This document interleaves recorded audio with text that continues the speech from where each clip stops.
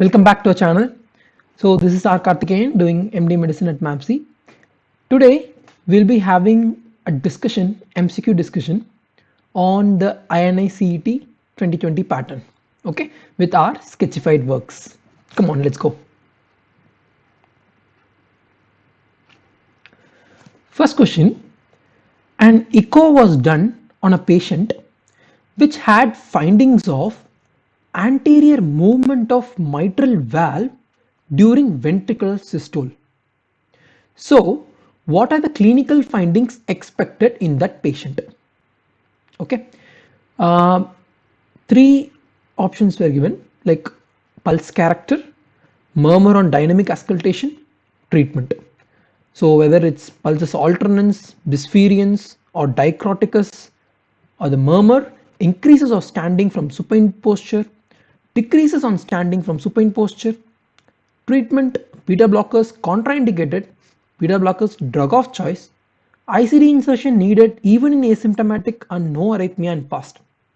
Okay, so first we should understand what's there in the echo. Echo told in the systole anterior movement of mitral valve.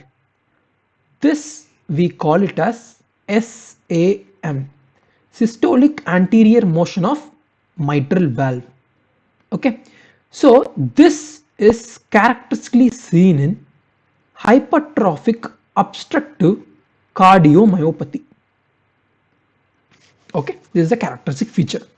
So what is the pulse character in hypertrophic obstructive cardiomyopathy, and what is a murmur on dynamic auscultation, and what is the treatment of choice? Okay, let's see in detail. So what happens in hypertrophic obstructive cardiomyopathy?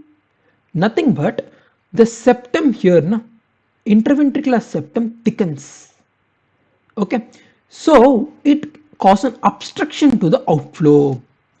So when you palpate the pulse, this is the normal pulse waveform. This black colored diagram is the normal pulse waveform.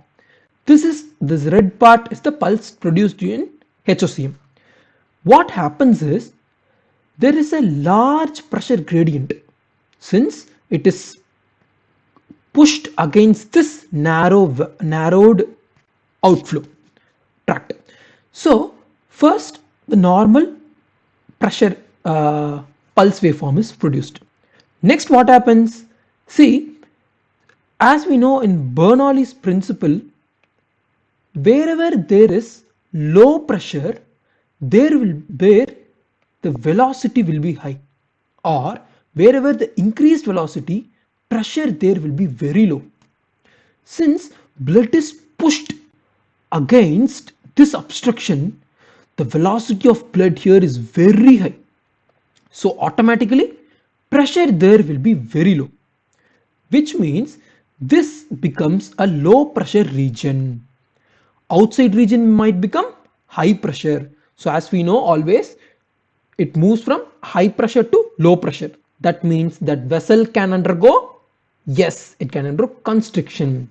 So at that time, what can happen? There is a fall in the pulse waveform. Then what happens? Then due to aorta has that Van Kessel effect, elastic phenomenon. After that, aorta recalls thoda. So the remaining part of the blood is ejected, producing the next waveform. So if you see, this is the double waveform produced in the systole itself. Okay, double pulse produced in the systole itself. That pulse is known as pulsus bispherians, meaning two pulse in one systole. Okay, this is characteristic of HOCM. Why? Because first it was pumped against a high pressure. Then why there was a dip in between? Because of the Bernoulli's principle. This jet of blood is pumped against an obstruction. So the velocity is increased. So pressure become decreased. So that vessel is compressed thoda. So there is a dip in that waveform, producing two peaks in a systole, which is pulsus bispherians, characteristic of HOCM. Next option was on dynamic auscultation. Okay, they say on supine posture to standing up. On standing up, what will happen to venous return? Venous return will decrease. Okay, this might be here, but see, this is the HOCM heart. What happens here? If the venous return is increased, just think if it is increased. Okay, see, this much is there, full of blood. So now the blood can pass through the aorta without causing that much obstruction, because this huge amount of blood compresses this hypertrophic myocardium to that side, so that the blood can pass thoda easily. So that means the murmur, what will happen to the murmur? It will reduce. But on the contradictory side, if venous return is very less, then what will happen? This hypertrophic obstructive, this part will obstruct this outflow, leading to exaggeration of murmur. So if murmur increases on standing up, classical of HOCM. Okay, if murmur decreases means then it is due to increased venous return. Okay, decreased venous return, like the patient might have dehydration, or Valsalva maneuver also does this. Okay, all these things, standing, all these things increase the intensity of murmur on dynamic auscultation. Okay, yes, so the treatment of choice in hypertrophic obstructive cardiomyopathy is, yes, it is beta blockers. Beta blockers, it, what happens, it increases on standing from supine posture, because venous return decreases, so intensity of murmur increases, and it is pulsus bispherians. So this combination is the best answer. Okay, next question. Yeah, this x-ray is given. See what happens here, the best step in the management of this patient. What is here? See, here you can't find any lung markings like this. So that means there is no lung itself here. Next, if you see, since there is lot of air, it is hyperlucence, meaning it's very black, meaning only air is there. So it compresses the lungs, producing this lungs. Collapsed lung is also seen. So all these point towards pneumothorax. The two, it can result in tension pneumothorax if BP is, or hemodynamically if the patient is unstable. What is the best step? By saying needle thoracostomy in 5th ICS. Yeah, needle they will put.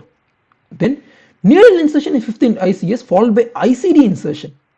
Wide bore needle thoracotomy or medical management. Okay, here actually in emergency, if you put needle followed by ICD will be the best step. Okay, this is the best step in the management of pneumothorax. So what we will do? Yes, see, the lung is puffing out air into the pleural cavity due to rupture of some bulla or something, or trauma. This air is compressing the lungs, and you should put in the 5th intercostal space a needle followed by ICD with an underwater seal. Yes. Next question. A narrow complex tachycardia is given without P waves. So they also told that it's PSVT. Okay. In a patient with BP 60/40, heart rate 180 per minute. Next step in management, what you will do? BP is 60/40, heart rate 180 by 100 per minute, PSVT patient. Is this patient hemodynamically stable or unstable? BP less than 90, we take it as hemodynamic instability. If BP is less than 90 means whatever narrow complex tachycardia may be, the first step will be DC cardioversion. You should revert the rhythm to normal by giving shock, DC cardioversion. Okay, how to manage narrow complex tachycardia like PSVT? See, SVT is there though.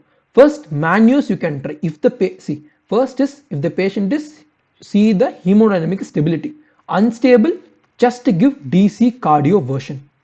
Or if the patient is stable, you can first try maneuvers like vagal maneuvers. They will say what, they'll put that carotid massage, or they'll spray ice water on the face, or they'll slap on the face just to stimulate the vagal stimulation, so that it vagus stimulation will inhibit the AV node, will inhibit the SA node. It's parasympathetic.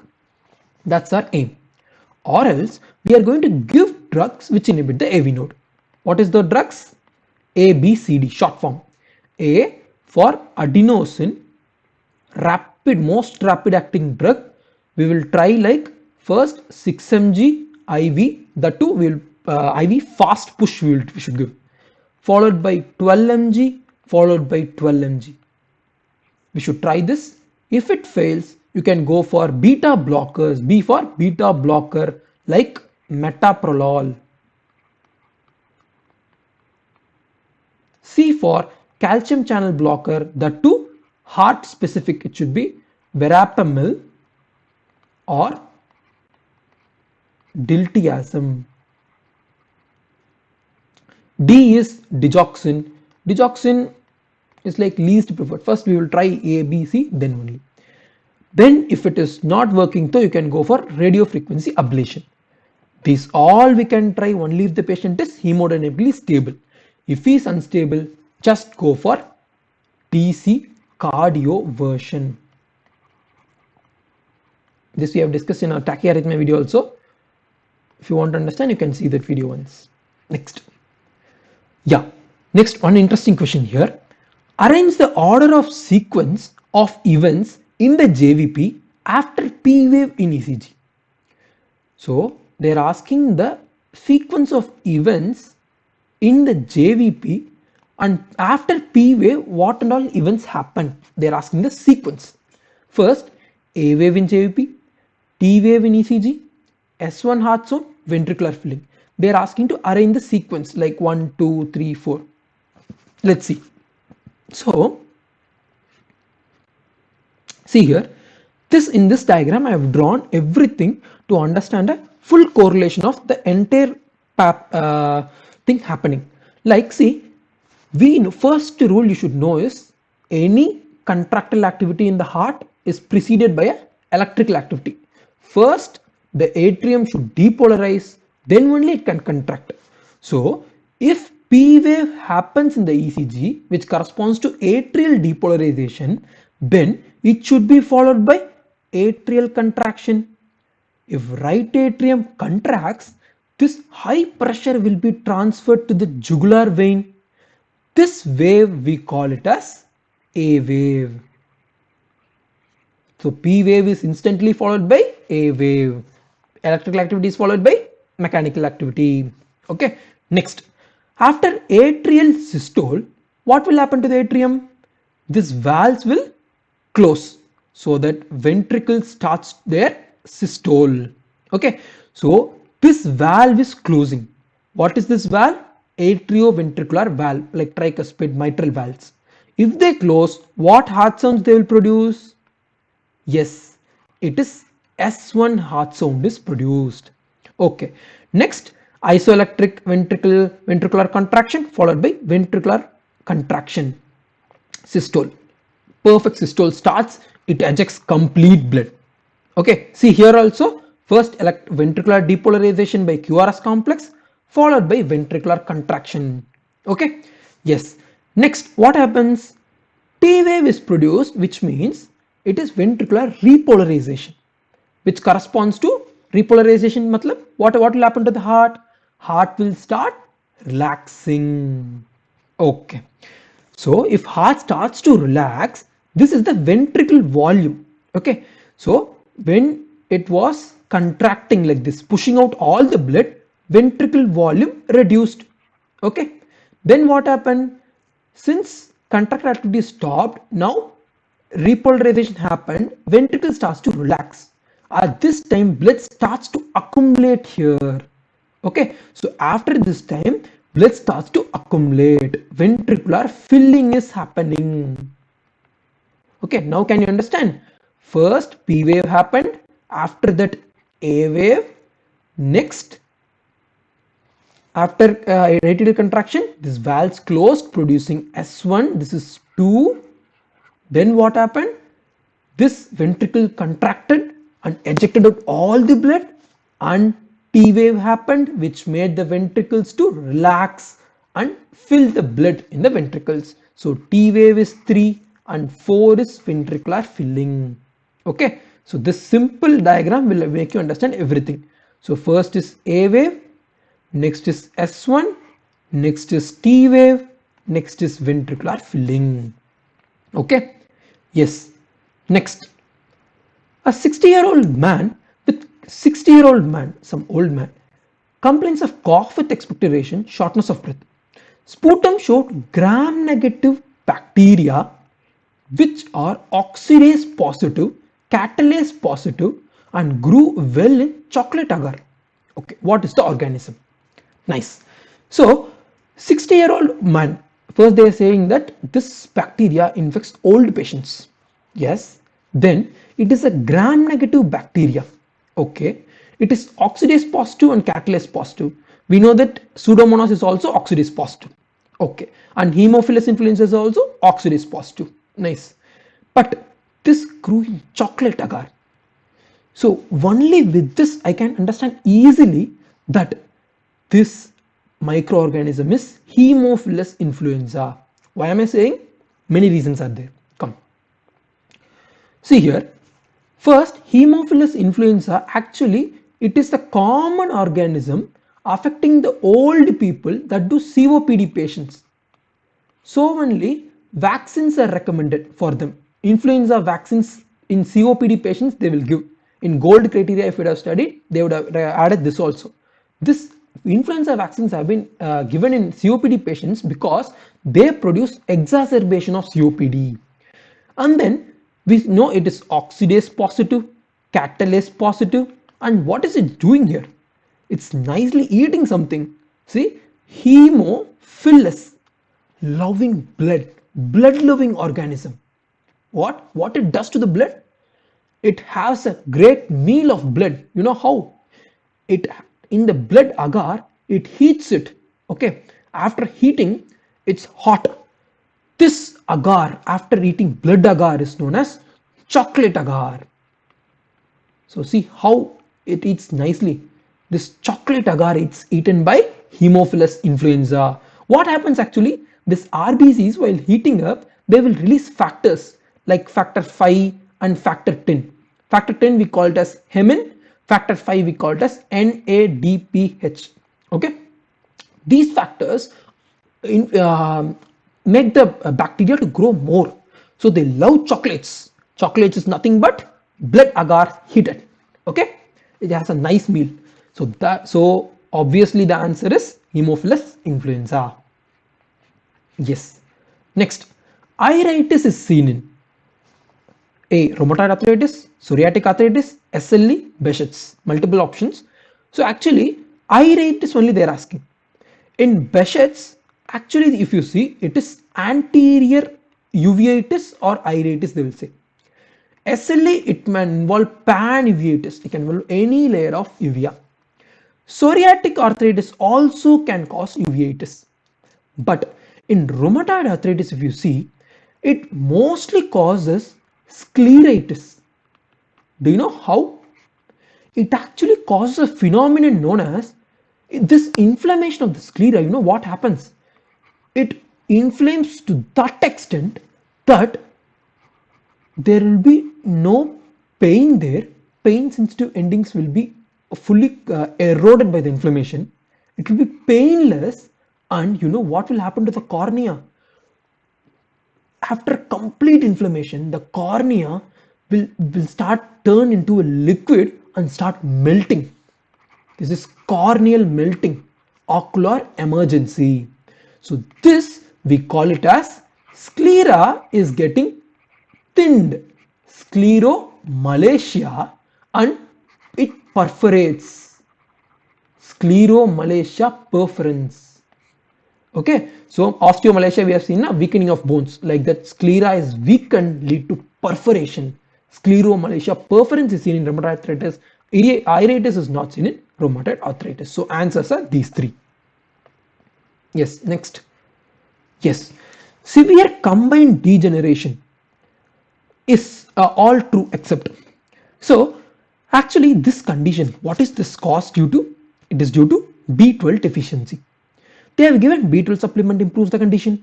Columns involved are dorsal and lateral. Copper deficiency causes similar symptoms. All cases with neurological impairment show macrocytosis. Okay, let's see. First, what will happen if vitamin B12 is deficient in the body for a long time? First, heavily myelinated nerve fibers will be affected first. Do you know what is the heavily myelinated nerve tracts in the body? Yeah, this is the spinal cord. It is the dorsal column tract, which are the heavily myelinated tract. First, this is affected. Okay, dorsal column corresponds to higher level sensations like proprioception. You will know where you stand, you know the position of your joints, and tactile discrimination. Okay, and then so this fine touch, everything is done by this dorsal column sensation. So if this is affected, what and all can happen? This can produce paresthesias, and proprioception is affected, meaning I can't know the position of joint, where is my joint. Okay, so I won't be able to walk properly. This can cause ataxia. This we call it as sensory ataxia. Okay, then paresthesias like tingling, वो सब होगा. Then see, then what happens is lateral. We saw one is this is sensory tract is affected. Next, among the motor tract, if you see, lateral corticospinal tract is affected. Lateral corticospinal. So what does this mean? Yes, so in a spinal cord, if in a segment of spinal cord, if lateral corticospinal tract is affected, means what will happen to the segment below it? How will it respond? Like it will respond like the upper motor neurons above this spinal cord are not functioning. So here you will find UMN features. Can you understand? Since upper lateral corticospinal tract is affected, lower neurons don't receive the upper motor neuron connections. So there is upper motor neuron palsy features. So what all human palsy, what all you can see? One is spasticity. Spasticity will be there. Okay. Spasticity will be there. Okay. Then what will be there? Reflexes will be, if it is UMN, reflexes will be hyper exaggerated. All these features will be there. And finally, if you see, cortex will be affected. You know what will happen if cortex is affected? Dementia will be there. Actually, this is very important because all these causes are reversible if you correct the B12 deficiency. Usually dementia is irreversible if it is Alzheimer's dementia or some other thing. But if it is due to nutritional causes like B12 deficiency, these neurological manifestations are reversible if you take proper treatment at the proper time. Okay? Yes. So next, what will happen with the neurological findings and hematological findings? Usually they say macrocytosis will be there in B12 deficiency, but it is not a rule that macrocytosis must be there in all cases. Okay, because many cases first neuro symptoms comes, then hematological symptoms comes. So all neuro cases at this point of time won't have the macrocytosis features. Yes. So retic count, what about the retic count in B12 deficiency? It is hypoproliferative anemia. So retic count will be low. And in blood smear, what we'll see? What is this neutrophil? Increased segments. Hyper segmented neutrophils will be there. And in last stages, the blood, the macrocyte will rupture also, leading to release of enzymes like LDH into the circulation. Okay. Then how will you treat this subacute combined degeneration? Why are they saying combined? because sensory as well as motor both are involved. How will you treat? Treatment depends on the cause of betel deficiency. If it is due to decreased intake like nutritional deficiency, nothing, just give parenteral will be better. IV 1000 micrograms, the two, see this, I have divided 1 week, this is a number of days, shaded portions represent that day I am giving. So I am giving alternate day for 2 weeks. I will be giving alternate day injection 1000 microgram B12. Then I will be giving once monthly for 6 months. This will correct the neurological features. But if it is due to uncorrectable causes like pernicious anemia, where there is autoimmune attack against the cells producing intrinsic factor, no intrinsic factor is there, so anemia, B12 deficiency is there, so there you should give lifelong. So that's the thing. Next, if gastrectomy procedures are done, there are also no intrinsic factor producing cells, there lifelong. At the same time, chronic pancreatitis, okay, here also lifelong. And can you say any drug induced cause for betel deficiency? One oral anti-hypoglycemic drug, metformin, if it is there, so you should withhold the drug, then give the same treatment. Okay, yes, so that's it. So now you see the question, severe combined acute degeneration, all true except B12 supplement improves the condition, it's true. Columns involved are dorsal and lateral, it's true. Copper deficiency causes similar symptoms, it's also true. Actually, copper's deficiency and vitamin E deficiency both affect the dorsal columns, so they also produce similar symptoms. Okay, this is an extra point. Next, all cases with neurological impairment show macrocytosis? No, because neurological impairment precedes hematological impairment. So this is the answer. Next, criteria for admission in COVID-19. Multiple comorbidities, yes, it is a risk factor. Diabetes, hypertension, obesity, morbid obesity they will say. Then age greater than 65, all are these are risk factors affecting the prognosis of COVID-19 patients. Okay, these things. Then SpO2 less than 90 on room air, yes it is, this comes under severe COVID, definitely it's an admission. Respiratory rate greater than 28, yeah, this also comes, this also under moderate, but still it's criteria for admission. See here, this is the criteria we usually follow in the clinics. Ministry of Health and Family Welfare has given this criteria: mild, moderate, severe, SpO2 greater than 94% in room air, 90 to 94 in room air, less than 90 in room air. Our patient fits here, our patient comes here. Respiratory rate less than 24, 24 to 30, greater than 30, and pneumonia is there or not, pneumonia is there, severity is there. Okay, this is the severity score we use for COVID. So all obviously in severe COVID and moderate COVID, it needs admission. Which of the following is least effective in COVID-19? Yeah, remdesivir has shown clinically improvement is there. Steroids also trials have shown improvement. Clexane, low molecular weight heparins also have shown improvement. Only thing is favipiravir, they have not shown that much improvement. So only we are reserving it for only mild case of COVID. Then mark the correct options. Honeycombing is seen in HRCT of NSIP. In IPF, steroids play an important role in improvement. Smoking is related to development of respiratory bronchiolitis. See here, honeycombing is seen in HRCT of NSIP.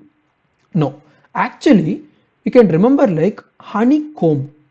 It is seen usually in usual interstitial pneumonia, which is UIP, not NSIP. UIP, usually honeycombing is seen. Okay, yes, in IPF steroids play an important role in improvement. No, steroids doesn't play. Then in smoking is related to development of respiratory bronchiolitis. Yes, actually there are a list of smoking related ILDs which are very important for the exams. So first is respiratory bronchiolitis, then is idiopathic pulmonary fibrosis, next is pulmonary Langerhans histiocytosis. It's nothing but a tumor, histiocytic tumor. Okay, pulmonary Langerhans histiocytosis. Then desquamative interstitial pneumonitis. As smoking releases lots of toxins, what is it causes actually? It causes the squamous metaplasia also in the lung cells. So it erodes the cells also. It's desquamative interstitial pneumonitis. Okay. Yes.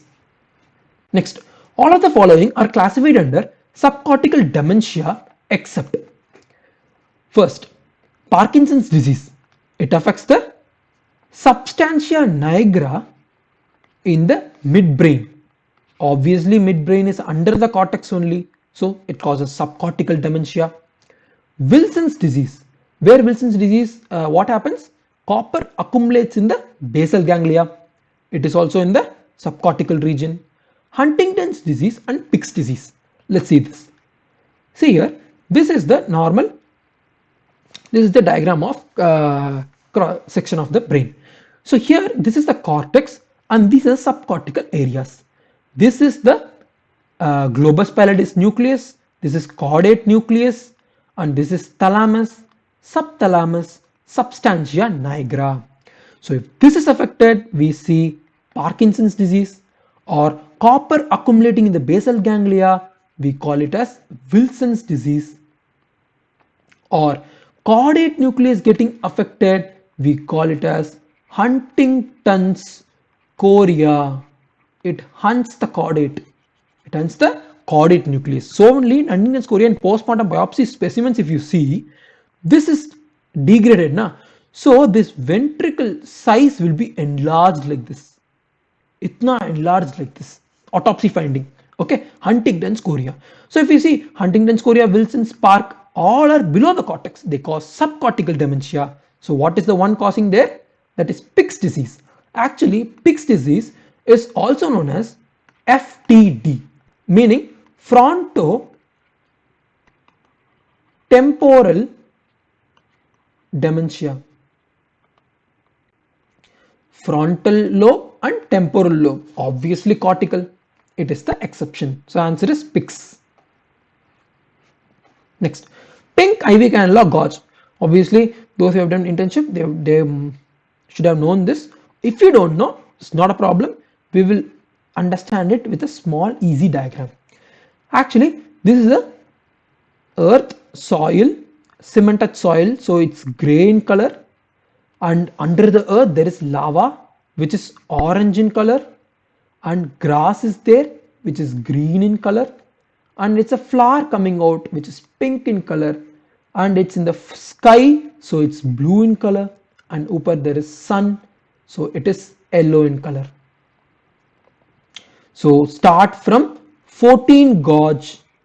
16 gauge stands for gray, 18 gauge for green, 20 gauge for pink, 22 for blue, 24 for yellow. Okay, so they asked pink, which is just thing but 20 gauge. Next, in a patient with hepatic mets, they had mets in the liver, CK20 was positive and CK7 was negative. So with this, can you say where is the primary from? Okay, first of all, what is CK means? CK is nothing but cytokeratin filaments. Based on the positivity of this, we can actually diagnose where is the primary has come from. One clue they have given, that is hepatic mets. Usually most common cause of hepatic mets is from the colon. But still, with this, how can we understand? Yeah. See, actually it's an easy thing. Cytokeratins, if you see, 20 and cytokeratin 7. 7 is usually above. Usually numerically, it's 7 is above and 20 is below. So 7 is above the diaphragm. Remember like this. 20 is below the diaphragm. So if 7 is positive, all the above organs, above the diaphragm organs will be having cancer, like lung carcinoma, breast carcinoma or thyroid carcinoma, all are 7 positive since they are above the diaphragm, and 7 is above in the number also. Then 20. 20, what do you say? It is below in number. So this is below the diaphragm. This is colon. Only colon you should remember. See a colon. Okay. What if both are positive? It is peridiaphragmatic. If both positive, PP. Peridiaphragmatic, both are positive. CK 7 and 20. Peridiaphragmatic means CA stomach, CA pancreas, and CA of the biliary system. Peridiaphragmatic. And bladder also. Okay, if all are negative means it is other answers you can remember. This image was I saw it from Vandana Puri ma'am's image. Yeah. Next, all of the following are examples of conditions having low bicarbonate blood and high anion gap, which means they are asking conditions of high anion gap metabolic acidosis. So here what are the conditions? We have a small mnemonic known as CAT mud piles. L for lactic acidosis. Yes. Diabetic ketoacidosis. Yes.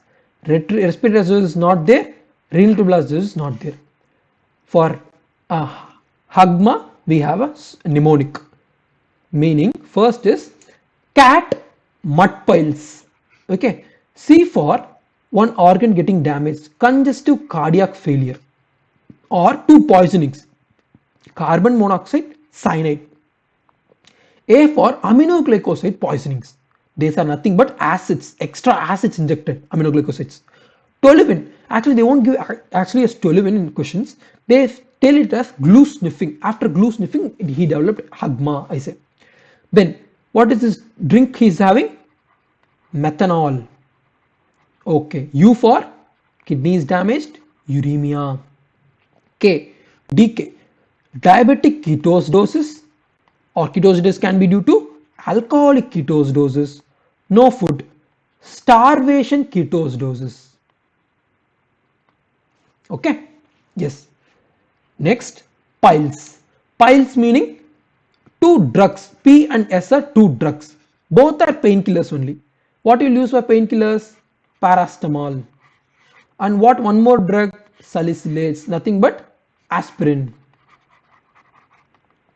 Then I for iron, iron toxicity.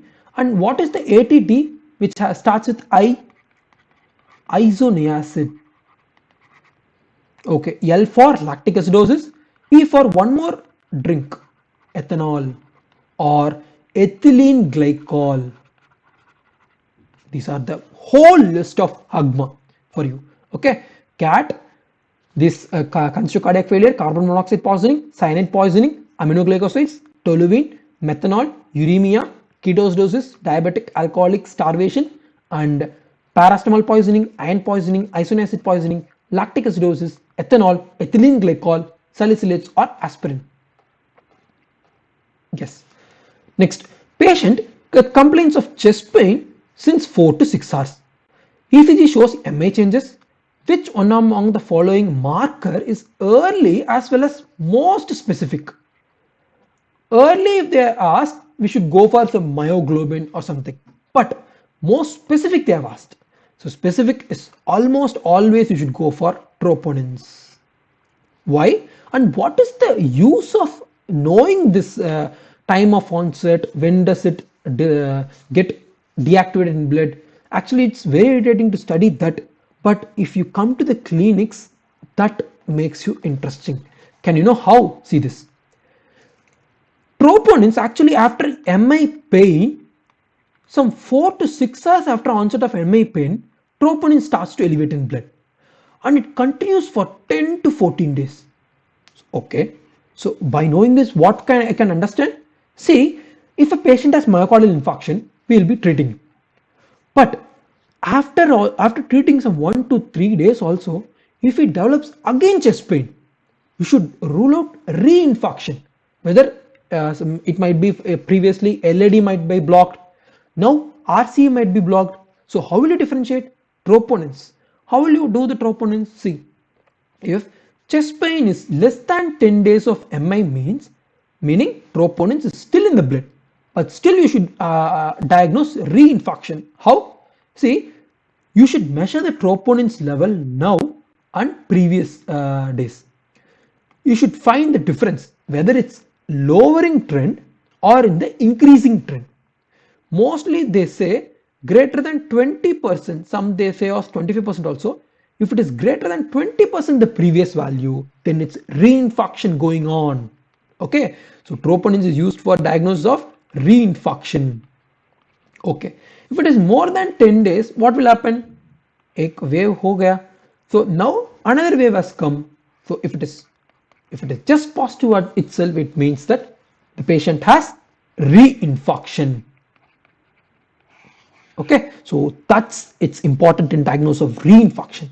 Okay, yes. So, and one more question: what if the patient has chest pain? Only 2 hours happened. What will you do at that time?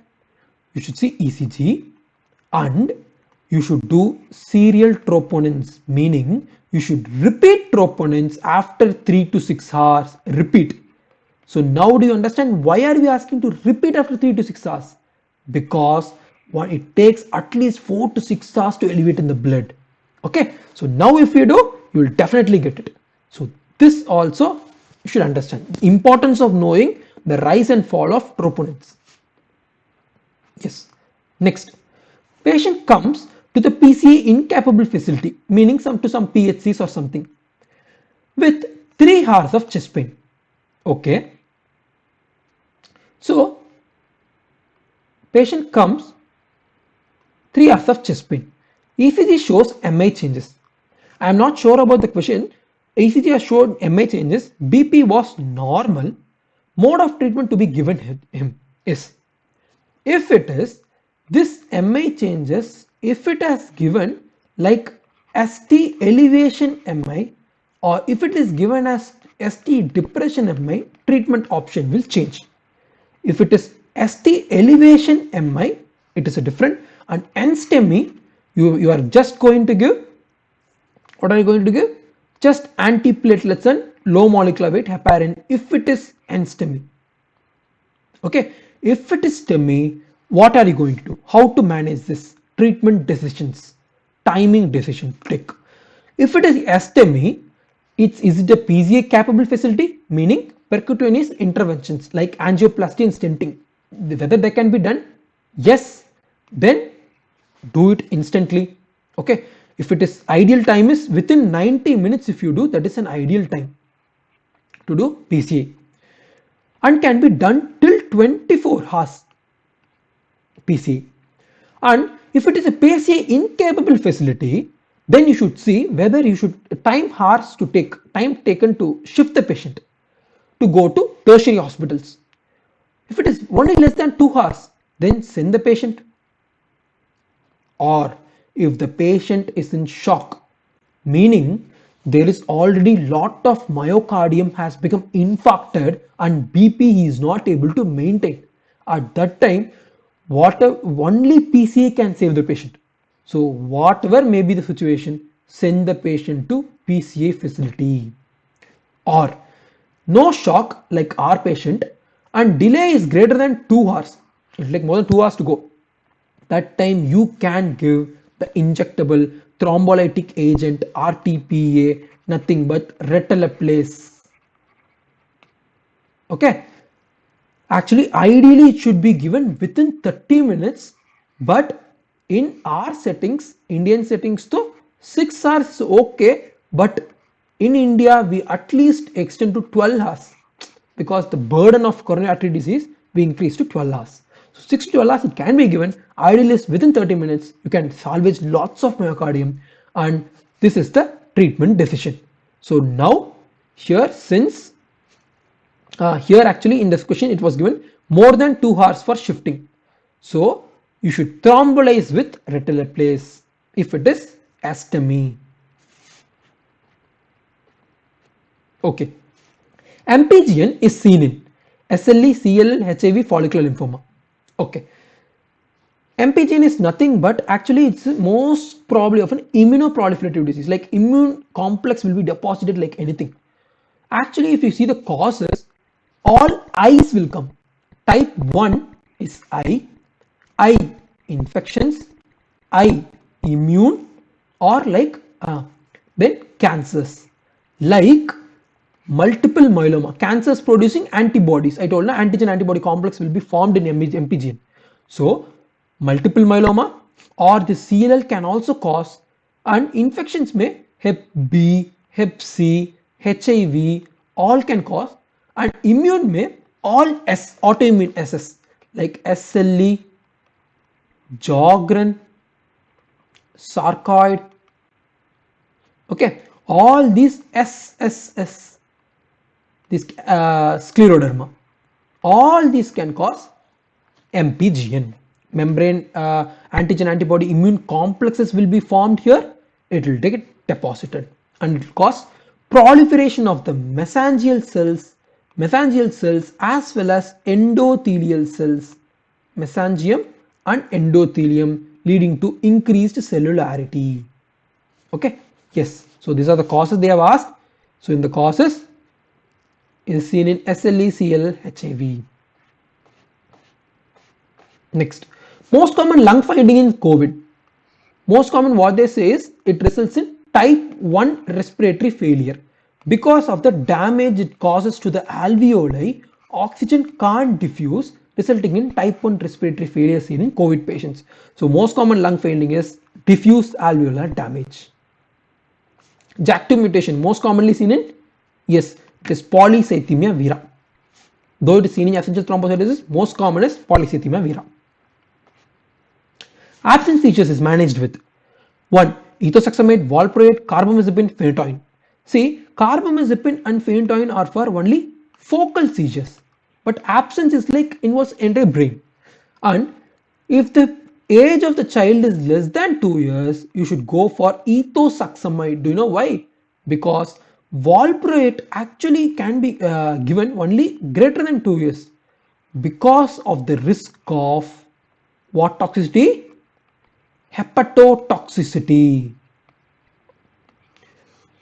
Absence seizures, valproate actually can be given to any patient greater than 2 years. Less than 2 years, strictly ethosuximide. Okay? Yes. All are causes of secondary hyperparathyroidism except. So what does secondary means? We know primary means if the organ is damaged, if the organ is producing extra PTH, if the pathology is within the organ, it is primary. Parathyroid adenoma, parathyroid carcinomas, all are primary. Or if the stimulus is making the parathyroid to work more, then it is secondary. Like, what is the stimulus for parathyroid secretion? See here, this is the normal vitamin D synthesis and calcium regulation. See, sun, it acts in the skin, and there the compounds are produced. There's an activated first activation in the liver 25 hydroxylase, and then second activation in the kidney 125 calcitriol,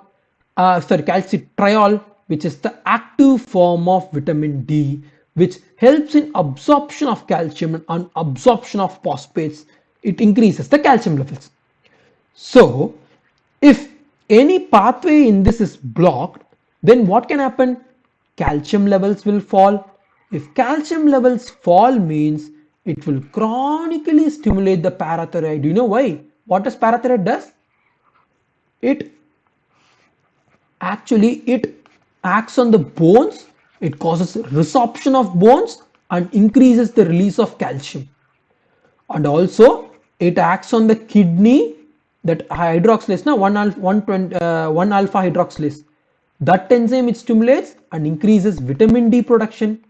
So there also it increases the calcium. So net result will be increased calcium levels, and PTH meaning phosphate, it thrushes out away from the body. So phosphate it reduces, calcium it increases. So any chronically low calcium levels which chronically stimulate the parathyroid to produce lots of PTH.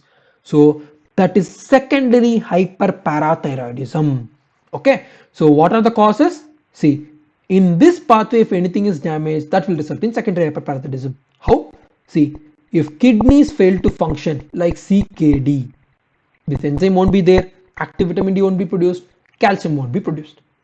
Of vitamin D deficiency or vitamin D resistance, they tell now vitamin D resistant, their receptors will be blocked, sorry, resistant to action of vitamin D. All these conditions will produce hypocalcemia. Since vitamin D is low, hypocalcemia, this will chronically irritate the parathyroid to produce lots of parathyroid, that is secondary hyperparathyroidism. So all are causes like CKD, yes, vitamin D, yes, they are the causes, but adenoma is not. So this is the answer, except they have asked, so this is the answer. Parathyroidism is most common cause of primary hyperparathyroidism. Life-threatening complication of CKD. What will happen in CKD? Yeah, serum creatinine elevates, but it's not relating to life-threatening condition. Proteinuria, no, it's not related. Severe hyperkalemia. This will cause cardiac arrest, arrhythmias, okay, cardiac arrest in diastole, and cardiac arrest in systole will be caused by calcium. Okay, severe hyperkalemia is a life-threatening complication. So whenever CKD patient comes, you should see the ECG for potassium changes and give instantly potassium correction.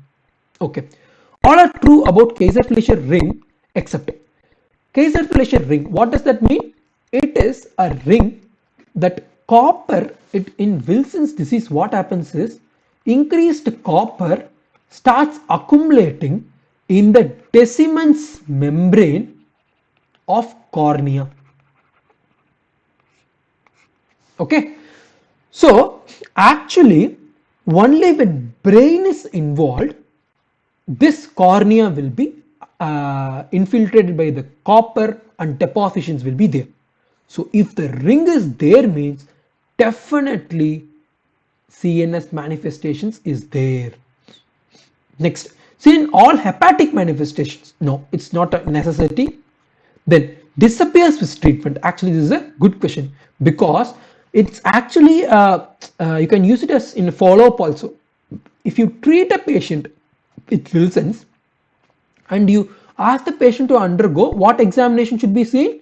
Slit lamp examination. If the Kaiser-Fleischer ring is decreasing, means that's a good response to therapy. Okay, so it disappears with treatment. This is a true point. It is reversible.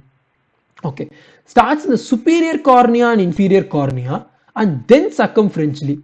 Yeah, actually, since the flow of aqueous humor, the stream is mostly here and here. So superior and inferior gets involved first, then entire part of cornea will be involved. This is Kaiser-Fleischer ring. Actually, it can be seen in slit lamp only, but if it is excessively deposited, then it can be seen in naked eye also. Okay, Kaiser-Fleischer ring. Next, 20-year-old male with history of urethral discharge, identify the organism. See, 20-year-old male, they have told urethral discharge, some urethritis is going on for him. Okay, okay, so what is this organism? See here, actually if you see more closely, these are polymorphs. Within the polymorphs, these bacteria are there. Okay, that too, it is a gram-negative bacteria.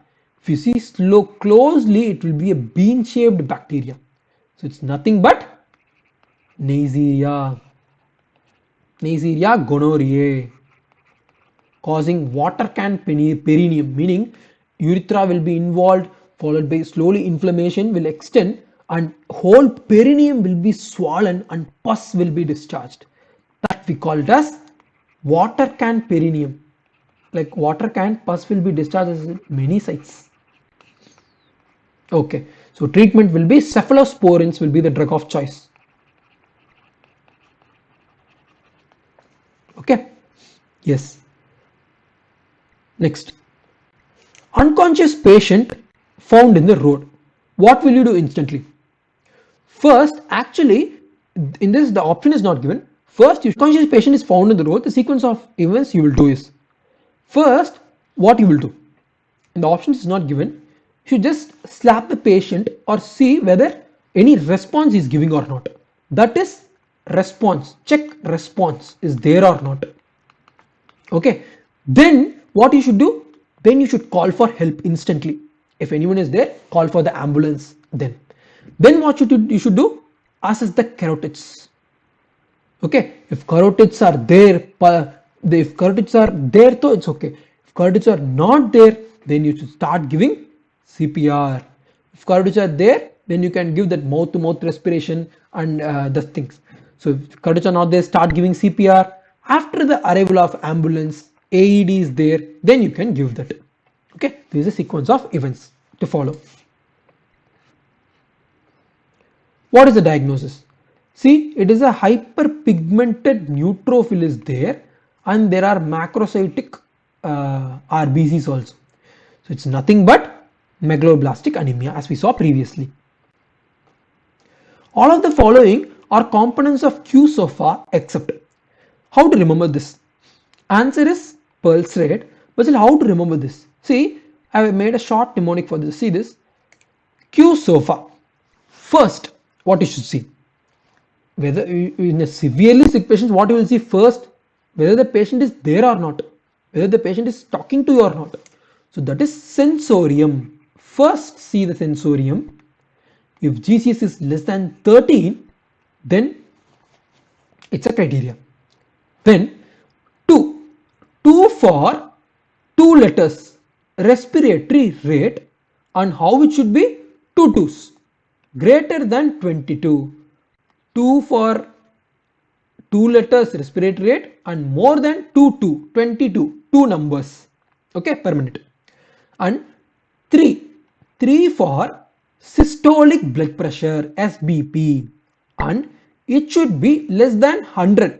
So 3-digit number, actually less than number will come to, but still you can keep it for remembering.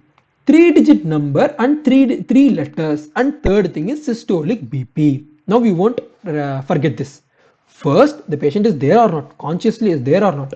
Then 2 for RR greater than 22, SBP 3 less than 100, which is also 3. Next, so if Q-SOFA is less than 2, it means it is prognosis is poor in these patients. So this you can use here also. One more 2, less than or equal to 2, it's poor prognosis. Drugs aggravating myasthenia gravis. It's a difficult question, but still we will try. So actually myasthenia gravis, what happens? Just think logically. What happens in myasthenia gravis? Yeah, this is a neuron and this is the muscle. This is the skeletal muscle end plates. So actually in myasthenia what happens? Autoantibodies will be formed against the acetylcholine receptors and they will block the receptor. So muscle can't be depolarized. So if muscle can't be depolarized, there will be no contraction. That will result in flaccid paralysis. Flaccid paralysis. And as we know, most commonly used muscles in the body is nothing but face. So there will be drooping of eyelids. You know how many times you blink your eyes. So that means that many times it will undergo flaccid paralysis, that will undergo drooping eyelids, and slowly mastications, everything will reduce, and this weakness increases in evening because more and more blockage will happen. Okay, so in such patients, if you give drugs like some sodium channel blockers, we know that sodium is responsible for depolarization. If we give some drugs which inhibit the sodium channel and depolarization, then this will definitely going to aggravate the myasthenia gravis because already these are blocked. If you give these drugs and block this also, then skeletal muscle will undergo for rapid flaccid paralysis. So at that time what will happen? If what muscle paralyzed, it will be a life-threatening condition. It is diaphragm. Diaphragmatic palsy will result in respiratory failure and death in myasthenia gravis patients. So what is the sodium channel blockers we know? Class 1B antiarrhythmics. In the options, lignocaine is sodium channel blocker, Phenytoin is also sodium channel blocker. Yes, so that's it. We come to an end. That's it. We have come to an end. We have tried compiling some of the questions of INECD 2020 pattern, and yes, those who have given INECD 2020 now today, uh, just follow this steps of how to approach these exams. Like most of the questions they are asking nowadays are mostly clinically oriented, so it's better not to mug up those facts. It's better to learn how those facts originated. Okay, like how we learned how pulses bispherians come, why murmurs on HOCM gets exaggerated on standing, like that. So if you know that conceptually, you can apply and you can win this race. Okay, so those who feel that you haven't performed well, no problem. NEET is coming, just 1 month left. Yes, I'll be trying to discuss more NEET content in the recent in the upcoming 1 month. So stay tuned for more updates. Like our channel, comment upon what and all improvements can be done in our future videos. Yes, thank you.